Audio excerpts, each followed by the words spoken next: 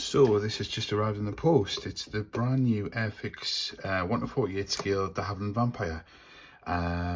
Really been looking forward to this. Vampire is a very sort of famous aircraft, one of my favourites from when I was in cadets, like one of the old ones I used to see at the air shows and stuff you don't see now.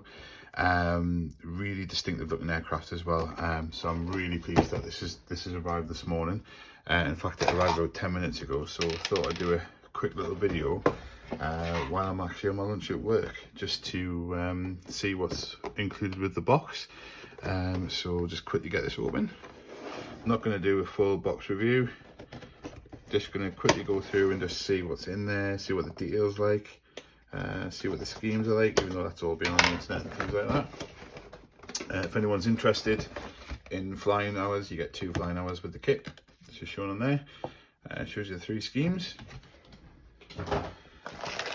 So, okay, so it's quite thick. Wow, quite a few bits and pieces. So I've heard that this is quite a detailed kit, or it's going to be. So here we are. We're building up from the inside.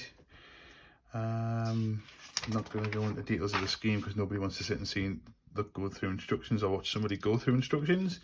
All right, okay, so it's being built top on top. Normally it's split down the middle.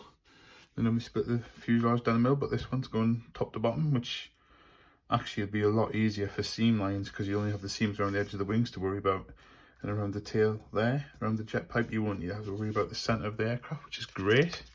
Still got the old sort of booms, the tail booms, that are going to have the full length to treat, but that should be fine. There seems to be quite a bit of detail underneath as well. It's looking quite good. Really, oh, okay, so yeah, they've put a bit more detail into this. So yeah, you've got what looks like a lot of detail on either air brakes or flaps. I think they're air brakes. But yeah, this looks quite good. The only thing I've heard about this kit that I'm not massively chuffed about is that there's 3 schemes, fair enough, but one of them's RAF. I just thought that there'd be more than one RAF scheme, and this is this one here. All right, so then really nice sort of colour call-outs for the individual sort of decals that you'll be putting on them. Yeah, so you've got a Norwegian one scheme. Yeah, one Norwegian scheme, which I know I won't be doing. I do want to do an RAF one. So this is the RAF scheme. So it's 601 Squadron, and it's quite a famous scheme. This actually, you see this on quite a lot of sort of artwork of this aircraft. You see this scheme for this squadron. That's the 3rd scheme, which is the Canadian Air Force. Quite a nice one. That's quite a nice one, but I think I will do the RAF one. The Decal Sheet. So a few cockpit decals, sort of no-step decals for the wings.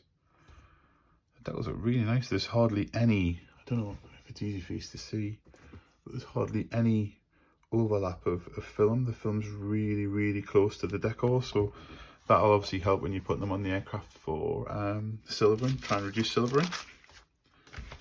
Okay. So what we got in here? Something tells me I need a new blade on my knife. It's not quite cutting through properly.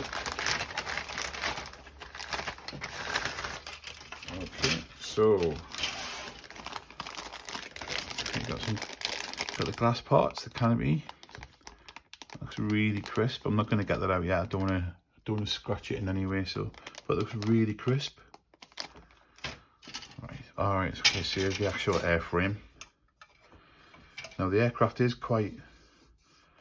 There's not a lot of surface detail on a Vampire, and you can see that from here. It's quite plain. They've got some panel lines, recessed panel lines. Nice detail there. But yeah, there's not a lot of detail on the aircraft. It is quite smooth metal skinned. And this, like I say, the unusual design, it was the first single engined jet at the in service in the world, I think. The Meteor was the first jet aircraft with the Allies, and this was the first one that had just one engine. So we've got a little bit of sort of rivet work around there. It's quite nice. It looks quite nice, actually. I think I'm going to enjoy building this one. I've only seen these in 1/72 scale, and these parts actually here, the air intakes, these were quite problematic on 1/72 scale ones because they're so small. Though these little inner sort of bits here used to break, so they're quite nice and chunky. Seat's quite plain. The cockpit, yeah, the control panel's got a little bit of detail in it. So I need to decide whether I'm going to go with the decals or actually do something for that. And no doubt at some point the aftermarket guys will start producing sort of upgrade parts for this, resin parts and that sort of thing. Again, the detail is very, very simple, as it is on the real aircraft. Tyres, a little bit of flash around the wheels, but we can get that. That's not actually too bad. There's just a tiny little bit, so we can get rid of that. Yeah, it looks all right. This pilot, decent sized pilot. Obviously, want the 48 scale, but I'm fairly sure I won't put the pilot in. I never do.